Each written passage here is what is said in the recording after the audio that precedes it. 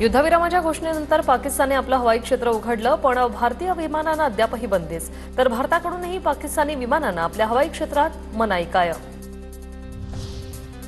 उधमपूर विमानतळावरील धावपट्टीला कोणतंही नुकसान झालेलं नाही। सोशल मीडियावरील हल्ला झाल्याचा दावा खोटा।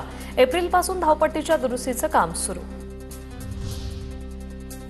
जैसलमेरमधील भटोडा गावातील मिसाईल लष्कराच्या जवानांकडून निष्क्रिय। मिसाईल आढळलेल्या परिसरात जाण्यास नागरिकांना बंदी।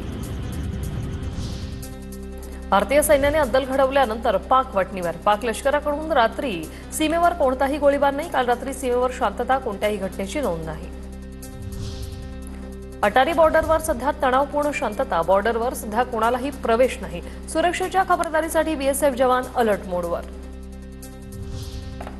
श्रीनगरच्या लाल चौकात रविवारचा बाजार नेहमीप्रमाणे सुरू, पण नेहमीसारखी गर्दी नाही। पाकिस्तानच्या ड्रोन आणि मिसाईल हल्ल्यानंतर श्रीनगरमध्ये तणावाची स्थिती होती, पण आता जनजीवन पूर्वपदावर यायला सुरुवात।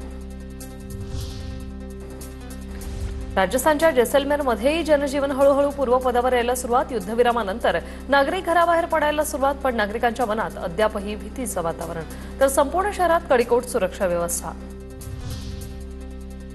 पंजाबच्या गुरुदासपूरमधील शाळा आज बंद राहणार। पाकिस्तानच्या ड्रोन हल्ल्यानंतर पंजाब प्रशासनाचा निर्णय।